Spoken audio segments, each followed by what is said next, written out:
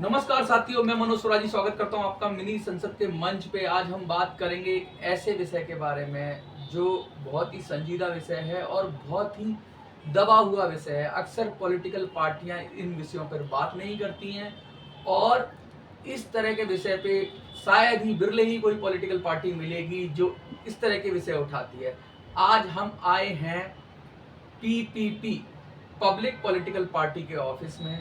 Public political party के साथ ये प्रेस वार्ता है।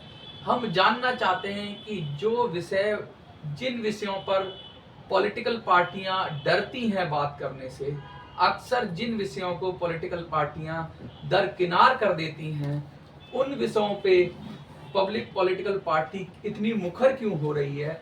लगातार बराबर धरना प्रदर्शन पूरे देश में ये लोग कर रहे हैं और क्या इनकी मांग है, क्या इनकी सोच है और क्यों ये सब ये करना चाहते हैं।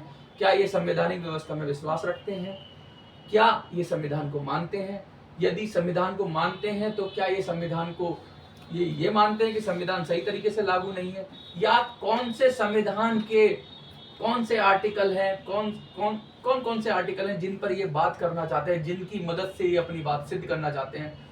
बिंदास इंटरव्यू होगा, जोरदार इंटरव्यू होगा और हम खुल के बात करेंगे और हम चाहेंगे आप भी सर खुलकर जवाब दें। सबसे पहले ये बात तो ठीक रही कि आपने बोला कि साहब आपकी पीपीपी पब्लिक पॉलिटिकल पार्टी है, कैसे स्थापना हुई, क्या उद्देश्य था? ये सबसे पहले प्रथम पिता मनु की जय।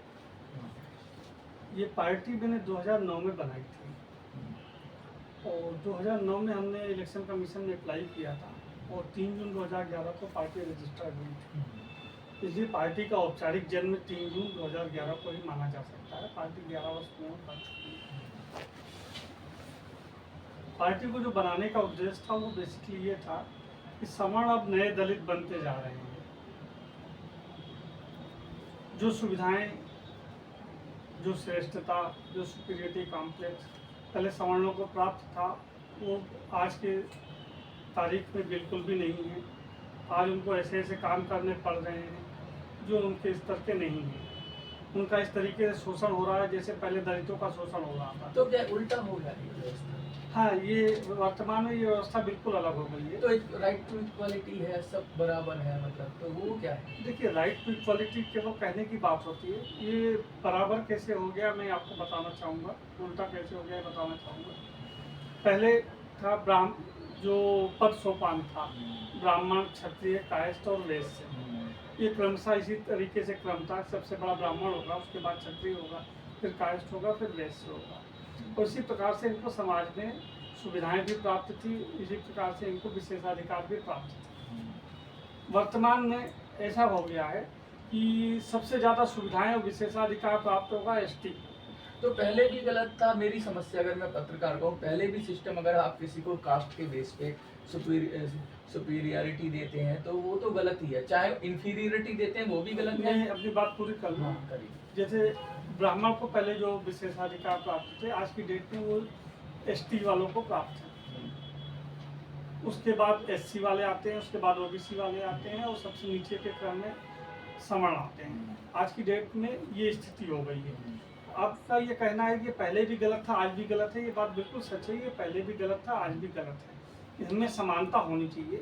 किसी को द्वयम दर्जे का नागरिक नहीं बना देना चाहिए। अगर कथित रूप से किसी के पूर्वजों ने कोई शोषण करने के कोई सिस्टम बनाया था तो उसका बदला उनके अग्रजों से नहीं लेना चाहिए, यानी कि उनके वंशजों से नहीं लिया जाना चाहिए। पहले मुगल काल था, मुगल काल से पहले जो है हिंदुओं का भी शासन था, फिर बीच में जो ईसाइयों का भी शासन आया। तो हमारे हाथ में वो सत्ता नहीं थी। उन्होंने कैसे कानून बनाए, कैसे नियम बनाए, क्या शोषण की व्यवस्था थी, उस पर हमारी जिम्मेदारी नहीं बनती है। लेकिन 15 अगस्त 1947 के बाद से जब से भारत आज़ाद हुआ, उसी के हम जिम्मेदार हैं। तो लोगों को इक्वालिटी देने के नाम पे अनइक्वल कर दिया गया। एक प्रकार से बदले की भावना से सारा सिस्टम बना दिया गया। इसी का विरोध स्वरूप जो है पब्लिक पॉलिटिकल पार्टी का जन्म हुआ। आप कहते हैं अब की बार सवर्णों की सरकार, तो आप भी तो आपको और लोगों को आप कहाँ इंक्लूड कर रहे हैं? आप तो सवर्णों की बात कर रहे हैं, सिर्फ सवर्ण, और सवर्ण का कितना प्रतिशत है देश के अंदर सर? ओबीसी और उसको मिला लो तो दलितों को मिला लो तो 70% तो नहीं कहूँगा, लेकिन 50% से ज़्यादा तो है ही, लगभग 50 और 70 के बीच में तो ओबीसी और दलित आते हैं। देखिए, आपने जो कहा है बात, वो आपने केवल अंदाजा लगा के बात कही। भारत में जो अंतिम जातिगत जनगणना थी वो 1931 में हुई थी। 1931 के बाद कितने साल हो गए आज? लगभग 80 साल से ज्यादा हो गए। बहुत सारे जातिगत जनगणना की मांग कर रहे हैं, दलित समाज से और ओबीसी से। मैं चाहूंगा कि वो आप भी मांग कर रहे हो? मैं चाहूंगा कि ये जातिगत जनगणना भी होनी चाहिए। हमारा ये एजेंडा है, हम ये सपोर्ट करेंगे कि जातिगत तो आप उसी तरफ बैठे हो जिस तरफ दलित और वो ओबीसी। देखिए, अभी जनगणना तो हुई नहीं है। जनगणना अंग्रेजों ने करवाई थी 1931 में, जातिगत जनगणना, ठीक है। उसके बाद हर 10 साल में जनगणना होनी चाहिए थी, तो अभी तो हुई नहीं है। अगर हो जाएगी उसके बाद क्या निष्कर्ष होगा, फिर हम अपने एजेंडे में परिवर्तन करेंगे। तो आप कहने का मतलब ये है कि आप लब्बो लुआब ये है आपका, मैं समझूं कि अगर जातिगत जनगणना होगी तो दूध का दूध और पानी का पानी हो जाएगा। जो लोग सवर्णों की संख्या को कम बता रहे हैं और दलितों और ओबीसी की संख्या को ज्यादा बता रहे हैं, उनका मतलब झूठ पकड़ा जाएगा। आप कह रहे हैं? नहीं, झूठ या सच पकड़, हम क्यों कहेंगे कोई झूठ बोल रहा है? कोई व्यक्ति अपना पक्ष रखने के लिए एक अंदाज को और अपनी संख्या को बड़ा बताने की कोशिश करता है। सारी राजनीति अंदाज पे हो रही है, परसेप्शन पे हो रही है। सारी राजनीति परसेप्शन का ही खेल होता है। एक्चुअल तथ्य तो केवल वोट में ही होते हैं, ये बात सच है। लेकिन हमारी पार्टी चाहेगी कि जातिगत जनगणना होनी चाहिए। तो आपको दलितों का, ओबीसी का वोट नहीं चाहिए? देखिए, वोट तो हमें सबके चाहिए, हम ऐसा नहीं कह सकते। हम क्या तो वो क्यों देंगे जब आप सवर्णों की सरकार बनाओगे? तो हाँ, पूरी बात सुन लीजिए। वो कोई व्यक्ति हमें वोट क्यों देगा, ठीक है ना? जो हम ये चाहते हैं कि कोई व्यक्ति हमें वोट क्यों दे, क्या एक दलित को ही वोट देगा? आपने ये परसेप्शन तो बना लिया कि हम केवल जो है सवर्णों के वोट चाहते हैं। मैंने नहीं परसेप्शन बनाया। अगर इस तरीके से होता, अगर सवर्णों की सरकार, ये आपने कहा है। हाँ, ये हम कह रहे हैं, अब की बात सवर्णों की सरकार। देखिए, ऐसा है कि पहले मुस्लिम लीग थी। क्या मुस्लिम लीग को सारे जितने मुसलमान है सबने उसको वोट दिया था? नहीं दिया था।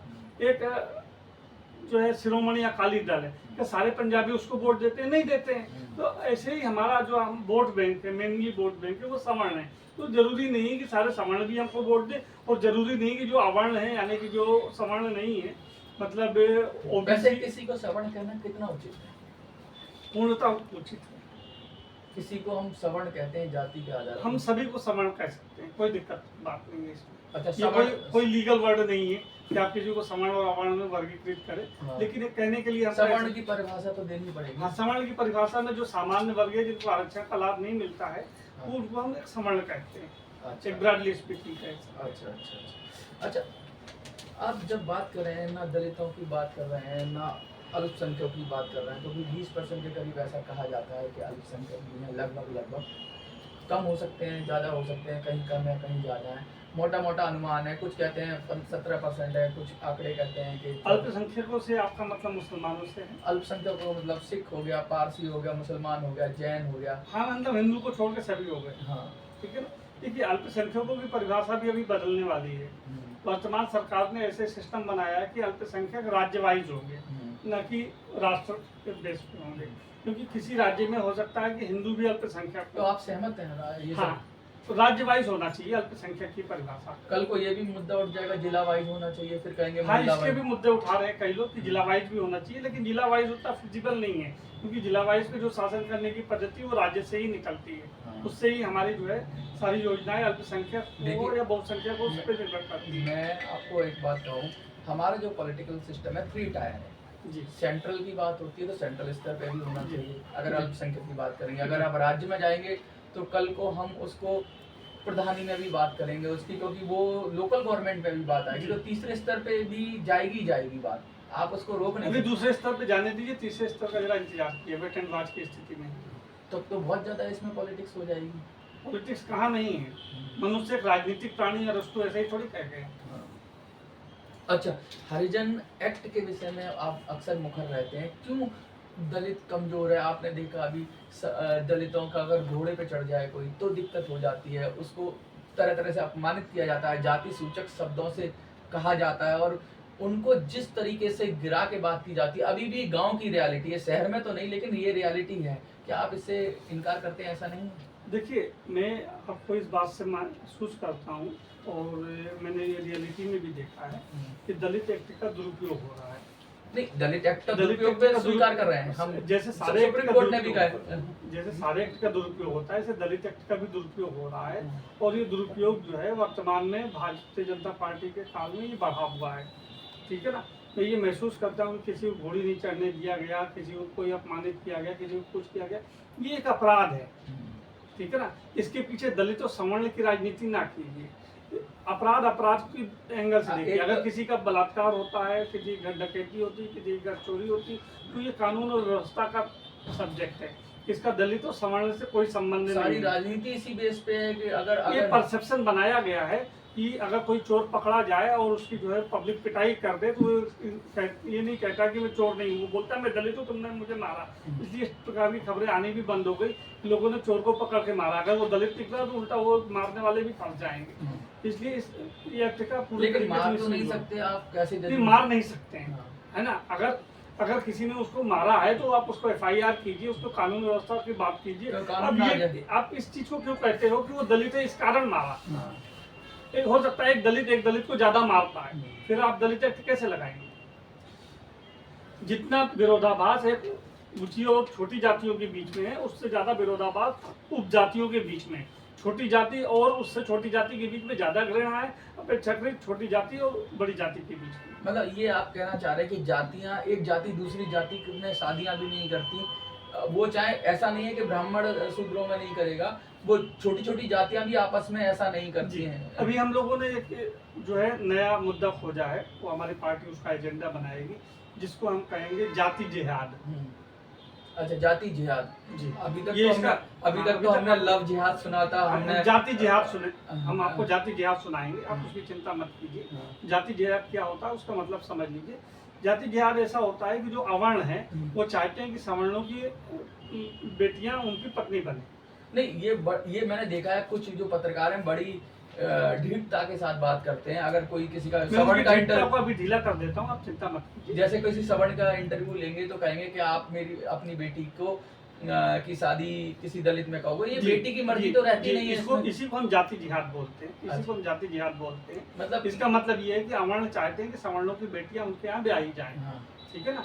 मैं आपको सुप्रीम कोर्ट तो बेटी की इसमें कोई राजा नहीं, अभी बेटी को मन हटा दीजिए, हो सकता है कि वो भी स्वास्थ्यवर्ष जुड़ जाए, उसमें कोई दिक्कत की बात नहीं है। मैं आपको सुप्रीम कोर्ट का एक फैसला सुना देता हूँ। एक केस में आपको बताता हूँ सुनीता का। सुनीता एक अग्रवाल समाज में पैदा हुई थी। ठीक है ना। सुनीता अग्रवाल उसका नाम था और उसने एक चमार व्यक्ति से शादी की। ठीक। अब उसका जो सेंट्रल स्कूल है उसमें उसकी नौकरी लगी और उसने जो है ST में आते हैं चमार, जाटक कहते हैं हम। थोड़ा जो चमार थोड़ा सा नेगेटिव नहीं, वो जाति का नाम है तो है।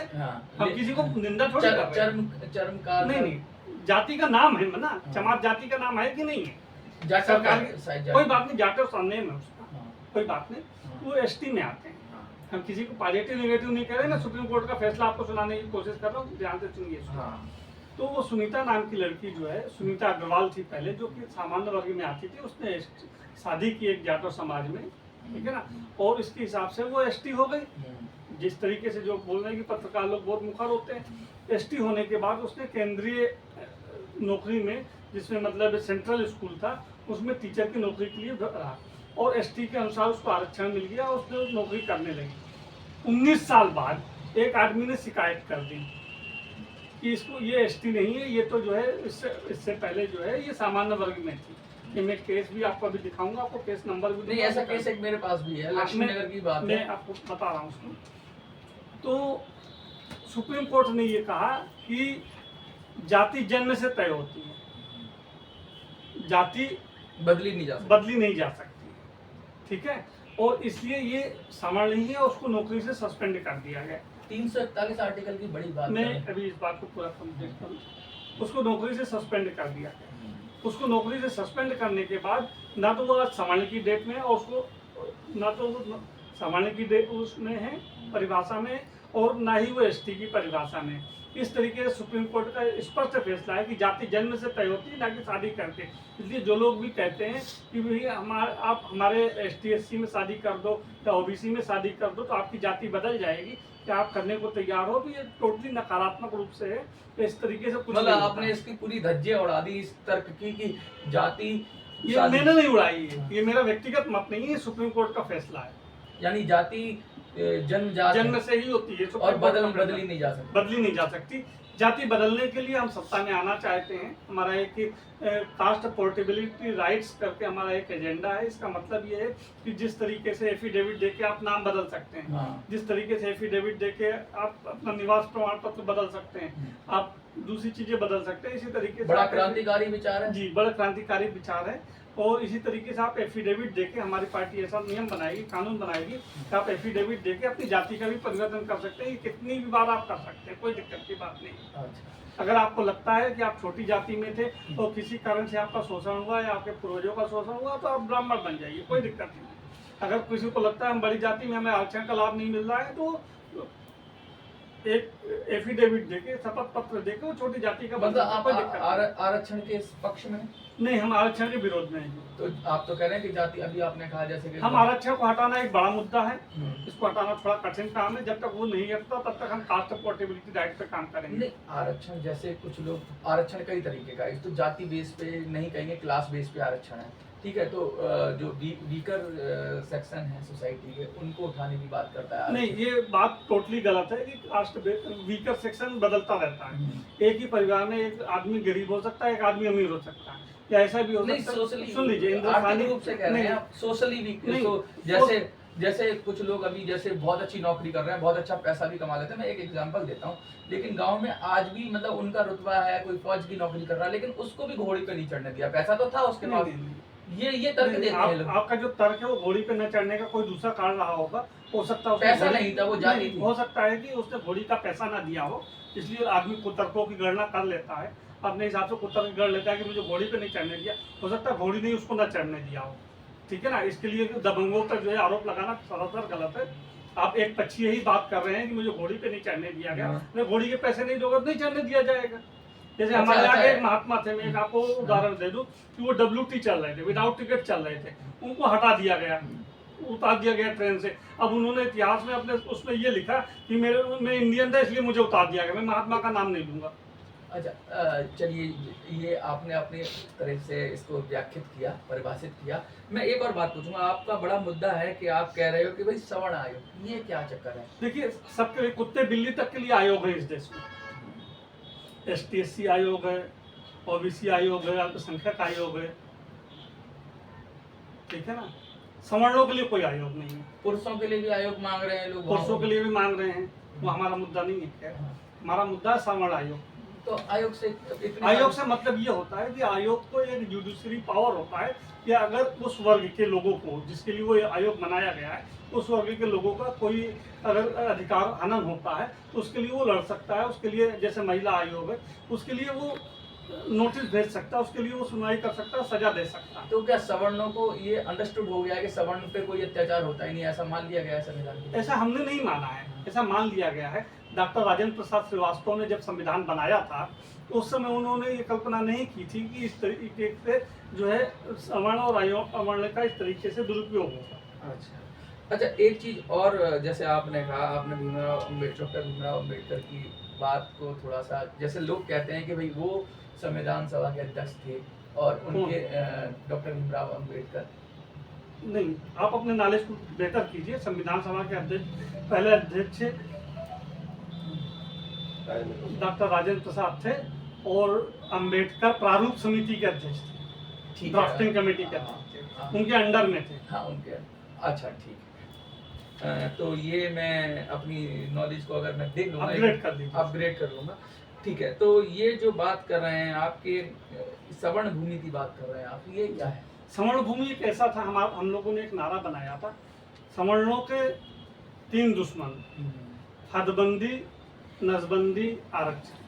तो ये जो हदबंदी है, ये जो भूमि है, ये एक अलग अलग राज्यों में अलग अलग कानून बनाए गए। भूमि बेसिकली जो है समवर्ती सूची का विषय है, इसमें राज्य भी कानून बना सकता है और केंद्र भी कानून बना सकता है।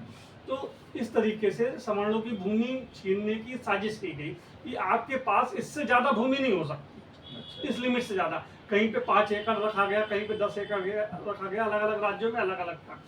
तो ये भूमि के साथ ही क्यों किया गया? ये क्यों नहीं नियम बनाया गया कि आपके पास 10 कारों से ज़्यादा कार नहीं हो सकती, 2 टीवी से ज़्यादा टीवी नहीं हो सकती? क्योंकि भूमि केवल सवर्णों के पास थी। इस बहाने से सवर्णों की भूमि छीन ली गई। और अभी तक इसका जो तथ्यात्मक हुआ है कि 1 भी इंच भूमि सवर्णों को नहीं मिली है किसी भी हदबंदी या चकबंदी के द्वारा, और सारी की सारी भूमि जो है अवर्णों को ही दी गई है। ये सवर्णों से भूमि छीनने की साजिश थी। चाहे आप बिहार चले जाइए, चाहे आप तमिलनाडु चले जाइए, चाहे पंजाब चले जाइए, चाहे उत्तर प्रदेश चले जाइए, भूमि हदबंदी कानूनों के द्वारा सवर्णों की भूमि छीन ली गई। भूमि बेसिकली आय का साधन था, आय का साधन छीन लिया गया उनसे। अच्छा, बहुत ये इस विषय पर भी बात हो गई। अब थोड़े से जो मौजूदा दौर के विषय हैं उन पे हम जैसे? चर्चा करते हैं। जैसे आजकल बहुत चर्चा होती है फिल्मों के विरोध, एक ट्रेंड सा चल गया है, जिसे देखो वो फिल्मों के देखिए, विरोध हमें में उतर ट्रेंड गया। से मतलब नहीं है, कोई क्या कर रहा है हमें उससे मतलब नहीं है। आप भी तो लगातार कर ही रहे हो जी, कोई ट्रेंड चल रहा है इसलिए हम नहीं कर रहे हैं, हम इसलिए कर रहे हैं आपके क्या कोई मौजूद आपके पीछे कोई मौलिक कारण है या बहुत? जी, मौलिक कारण है। हम लोगों ने एक फिल्म को रोकने के लिए धरना भी दिया और अपने ट्रस्ट के द्वारा जो है इसको सुप्रीम कोर्ट के संज्ञान में भी लाया। हमने याचिका भी दायर की गई। इस फिल्म का नाम है थैंक गॉड, और हम चाहते हैं कि थैंक गॉड फिल्म रिलीज ना हो, क्योंकि इसमें हमारे आराध्य देव भगवान चित्रगुप्त का अपमान किया गया है। चित्रगुप्त को कभी ऐसे इस तरह से नहीं देखा गया है। चित्रगुप्त को यमराज जी के वो लेखा जोखा जी। करने वाले देखा गया है। जी। और पहले भी मतलब इतना लिबरल समाज है जो हम कहते हैं, जो सनातनी समाज है, उसमें बहुत सारे तरह का साहित्य लिखा जाता है और उसको बड़ी इजीली लोग पचा लेते हैं। ये हमारी खूबसूरती है, लेकिन हम नहीं पचा पा रहे हैं, ये हमारी बदसूरती है। चलिए कोई बात नहीं। अच्छा, एक बात और मैं पूछना चाहूँगा। तो इतनी सारी बातें हुई, बहुत ज़बरदस्त तरीके से आपने अपनी बात रखी, बहुत आपके विचारों का सम्मान है, दूसरे लोगों के भी विचारों का सम्मान है, लेकिन एक बात मैं ये व्यक्तिगत आपसे पूछना चाहूँगा। आपकी ये दोनों किडनीज काम नहीं करती हैं, आप डायलिसिस, कल भी डायलिसिस करा के आए हैं, आपको हार्ट अटैक्स आ चुके हैं, स्वास्थ्य गंभीर रूप से आप बीमार हैं, और फिर भी लगातार आप ये कर रहे हैं। तो कैसे मिशन को आप आगे बढ़ाते हैं? कहाँ से आती है ऊर्जा? जो भी आपका अच्छा है या बुरा है। देखिए, 2 प्रकार की सोच होती है, एक सकारात्मक होती है, एक नकारात्मक। पहले नकारात्मक सोच लेते हैं, जो कि सामान्य लोगों को आ जाती है। मेरी उम्र 45 साल है। 45 साल की उम्र में 2 हार्ट अटैक आ चुके हैं, 3 स्टेंट डल चुके हैं, GVS सिंड्रोम हो चुका है और 2 किडनियाँ फेल हो चुकी हैं। ये नकारात्मक है, ठीक है ना? इस रूप से तो मुझे बेड रिडन होना चाहिए। लेकिन सकारात्मक ये है कि अभी मेरी दोनों आंखें काम कर रही हैं, नाक काम कर रहे हैं, मेरा 30% तो हार्ट काम कर रहा है ना। मेरी किडनियाँ फेल हैं तो क्या हुआ, मुझे पेशाब तो होती है ना। ये सकारात्मक है। ये जो सकारात्मकता है यही मुझे इस बात की प्रेरणा देती है, यही मेरी ऊर्जा है कि मैं अपने मिशन के लिए काम में लगा रहा हूँ। नकारात्मक मैं सोचूंगा तो मैं बहुत जल्दी बेड रिडन हो जाऊंगा और मैं उड़ भी नहीं पाऊंगा, बात भी नहीं कर पाऊंगा। लगातार 20-25 मिनट से हम लोग बात कर रहे हैं और कहीं ऐसा नहीं लगा कि आपको किसी तरह की गंभीर बीमारियों का, आपको थोड़ा सा भी तनाव है। इतनी सारी चीज़ें हैं, फंडामेंटल सी चेंज कर देंगे आप राजनीति का। और आपको कौन सी विरोधी लगती है अपनी पार्टी, ऐसी कौन सी लगती है? देखिए, पहले तो मुझे विरोधी पार्टी का पता नहीं था, लेकिन हम सवर्ण आरक्षण के लिए आज से 5 साल पहले 8 दिसंबर 2016 को जंतर मंतर पे बैठे। मेरे पास 3 लोग आए, अलग अलग टाइम पे आए थे, और तीनों ने मुझे जो है अलग अलग दिनों में आए थे। उन्होंने कहा कि आपकी पार्टी से भारतीय जनता पार्टी को खतरा है। गजब, जो मतलब सवर्णों का ठेका लेके बैठी है, लेकिन कहती नहीं है वो कहती नहीं है, हाँ, लेकिन हम कह रहे हैं। लेकिन वोट सवर्ण देते हैं उसको। हाँ, तो अब वोट उनके कटेंगे और वोट हमारे पास आएंगे। तब तो और लोगों का भला हो जाएगा, कांग्रेस और उनका अब भला। जिसका भी भला हुआ है बुरा हुआ, मैं उससे दूसरे से नहीं मालूम है। तो आप नुकसान पहुंचाना चाहते हैं नहीं, सवर्ण को? मैं किसी को नुकसान नहीं पहुंचाना चाहता हूँ। मैं एक बात कहूँ, कल को मोदी जी या बीजेपी वाले कहेंगे ये तो कांग्रेस की बी टीम है। देखिए, मेरा किसी की जुबान पे कोई कंट्रोल नहीं है, ना मेरा आपकी पेन पे कंट्रोल, ना किसी की जुबान पे कंट्रोल। मतलब आप अपनी जिद के पक्के हैं, धुन के पक्के हैं। हाँ जी, मेरे पास खोने के लिए कुछ नहीं है, पाने के लिए सब कुछ है। हम बोलते हैं हम सवर्णों की पार्टी है, खुलेआम जो खुलेआम बोल सकता हूँ। अगर मोदी में दम हो तो वो बोल दे। बहुत ही गहरी बात कर रहे हैं ये। अक्सर हमने ये सुना है कि दलितों के मुद्दे पर प्रखर रूप से लोग बात करते हैं कि हम दलितों की बात कर रहे हैं, हम दलितों की पार्टी हैं, हम ओबीसी की पार्टी हैं, कहते हुए सुना गया है कुछ पार्टियों को। मुसलमानों की भी बात प्रखर रूप से कहते हुए सुना गया है, एकदम पूरे जोश के साथ कहते हुए सुना गया है। लेकिन पहली पार्टी है, बीजेपी भी ऐसे नहीं कहती कि हम सवर्णों की पार्टी हैं, लेकिन ये जो पीपीपी पार्टी है ये बड़े चैलेंज के साथ कह रही है, बड़ा मुखर होकर कह रही है कि हम सवर्णों की पार्टी हैं। अब सवर्ण की परिभाषा इनकी क्या है, क्या सभी लोग सवर्ण हैं या क्या है, ये इन पर आप पर तय करते हैं, और इनकी बातों से आप जो भी जजमेंट निकालें वो ठीक है। लेकिन हाँ, ये देश सबका है, सबको रहना पड़ेगा, चाहे वो सवर्ण हो या दलित हो, इक्वालिटी सबसे ऊपर है। हाँ, बोलिए। अगर कोई पार्टी खुलकर कह दे कि हम सवर्णों की पार्टी है तो मैं अपनी पार्टी का बिलोंग उस पार्टी में करने को तैयार हूँ। बहुत बड़ी बात कह दी है कि, लेकिन मैं तो ये कहूँगा कि ये देश में से पार्टी सिस्टम के अंदर छोटे छोटे ग्रुपों को या छोटे छोटे जो बन जाते हैं वर्ग, उनको प्रमोट करने पार्टियां अपना एजेंडा बना लेती हैं। एक कोई ऐसी पार्टी बने जो पूरे देश की पार्टी हो, जो कहे मैं भारत की पार्टी हूँ, तो ज़्यादा बेहतर रहेगा। इनका अपना विचार है, आपका अपना विचार है, इनको लगता है सवर्ण दबे कुचले हैं इनका, और इनके ये इन्होंने उसके तथ्य भी दिए हैं बहुत सारे, ये सही हैं अपनी जगह पे, वो भी सही है अपनी जगह पे, सब अपनी जगह पे सही है। सब तालमेल बनाएं, बेहतर तरीके से बात करें और सबकी बात हो, ये बहुत जरूरी है। ये बात मुझे इनसे सहमत रहूंगा कि सबकी बात हो, ना दलित ना सवर्ण, सबकी बात हो, इक्वालिटी की बात हो। उसके साथ मिनी संसद हमेशा खड़ी रहेगी। जय हिंद, जय भारत। धन्यवाद।